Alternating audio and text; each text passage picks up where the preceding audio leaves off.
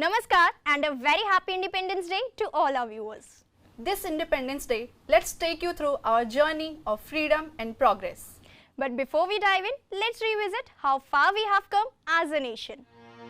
On the eve of India's independence, on the midnight of the 14th and 15th of August 1947, Lord Mountbatten said, "On this historic day, when India takes her place as a free and independent dominion in the British Commonwealth of Nations, I send you all my greetings and heartfelt wishes.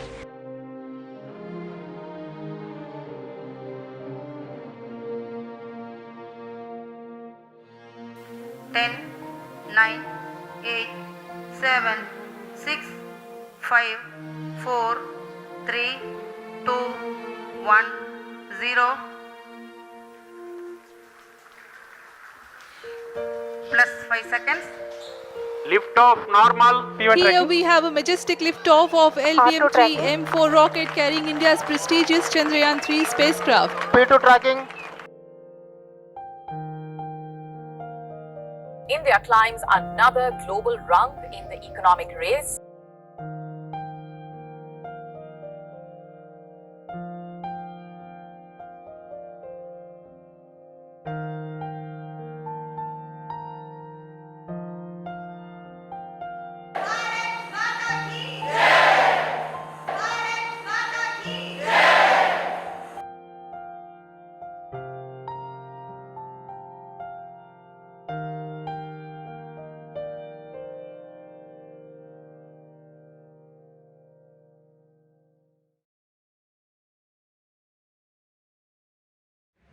Wish you a very happy Independence Day to all my viewers. Freedom is not in our just history, it lives in our people. Let's hear their voices.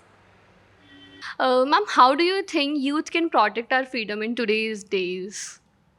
See, youth today is a significant demographic dividend, especially in a country of India with 140 crores plus population.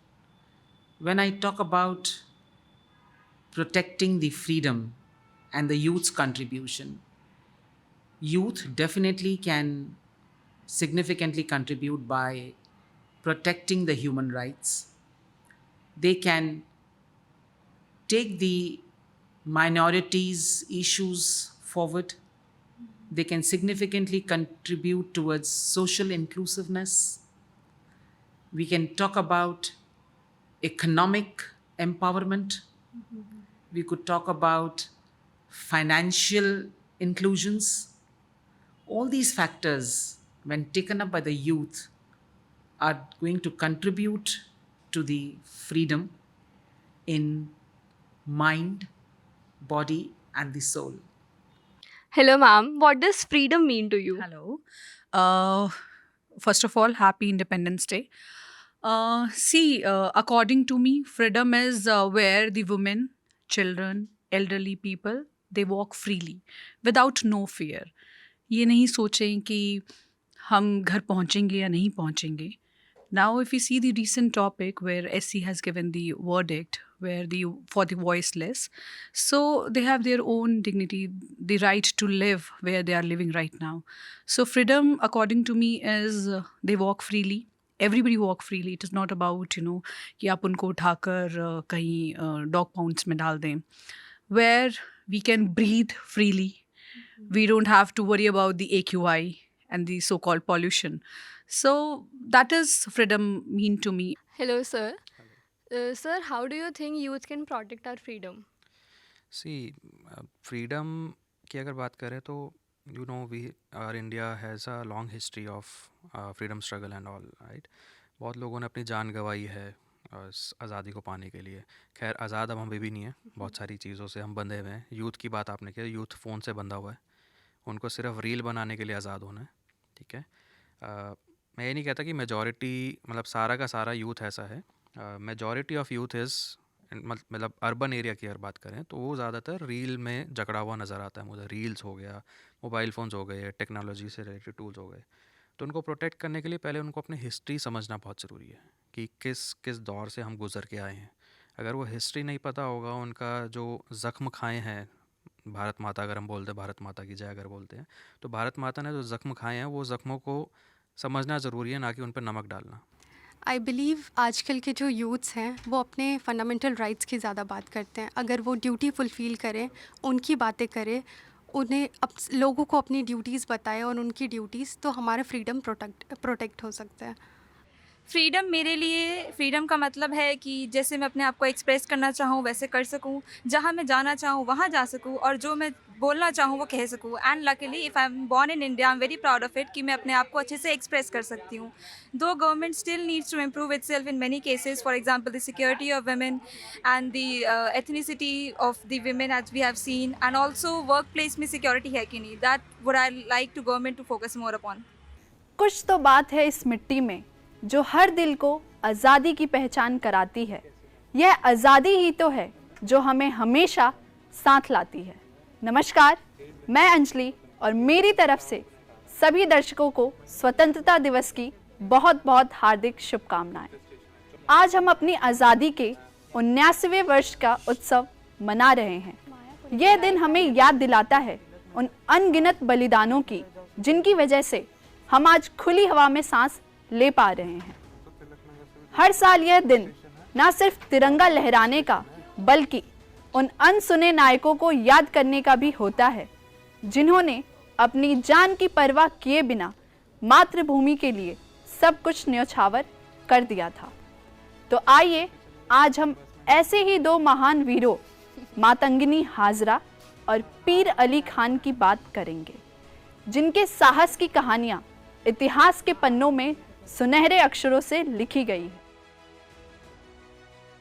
Bharat की स्वतंत्रता संग्राम में बंगाल की धरती से उठी एक ऐसी लौथी मातंगिनी हाजरा जिन्हें प्यार से लोग गांधी बूढ़ी भी कहते थे। जब भारत छोड़ो आंदोलन अपने चरम पर था, तब इस 73 वर्ष की वीरांगना ने तमलूक थाने पर तिरंगा फहराने का बीड़ा उठाया था। अंग्रेजों की गोलियों का सीने पर सामना करते हुए भी उन्होंने तिरंगे को झुकने नहीं दिया। उनकी इस शहादत ने न सिर्फ बंगाल बल्कि पूरे देश को आज़ादी की लड़ाई के लिए एक नई प्रेरणा दी। दूसरे महान वीर हैं पीर अली खान। 1857 की क्रांति, जिसे भारत का पहला स्वतंत्रता संग्राम भी कहा जाता है, उसमें पीर अली खान ने पटना की धरती से अंग्रेजों के खिलाफ विद्रोह का बिगुल फूंका। पेशे से तो वे एक किताब विक्रेता थे, लेकिन उन्होंने अपनी दुकान को क्रांति का केंद्र बना लिया और उनके नेतृत्व में पटना में हुई क्रांति ने अंग्रेजों को हिला दिया था। पकड़े जाने के बाद भी उन्होंने झुकने से इनकार कर दिया और शहादत को गले लगा लिया। तो मेरा आपसे सवाल यह है कि अगर आपको भारत को एक वर्ड में बयां करना हो तो वो क्या हो सकता है? मेरे हिसाब से भारत को एक वर्ड में बयान करना मतलब डुअलिटी, क्योंकि यहाँ पे बहुत सारे रिलीजन्स हैं, बहुत सारे कल्चर हैं, एक बहुत ट्रेडिशंस हैं यहाँ पे जो साथ में मिलकर रहते हैं, बहुत खुश रहते हैं। अगर आप मुझसे पूछोगे कि भारत को कैसे बोले, तो मेरे हिसाब से हम बोलेंगे एकता, क्योंकि भारत की एक पहचान है कि भारत में इतने सारे लोग रहते हैं अलग अलग कल्चर के, अलग अलग ट्रेडिशंस के, तो वो सब एक साथ मिलके रहते हैं, सब करते हैं, तो इस हिसाब से एकता। मेरे हिसाब से करप्ट कहना सही रहेगा। और करप्ट क्यों?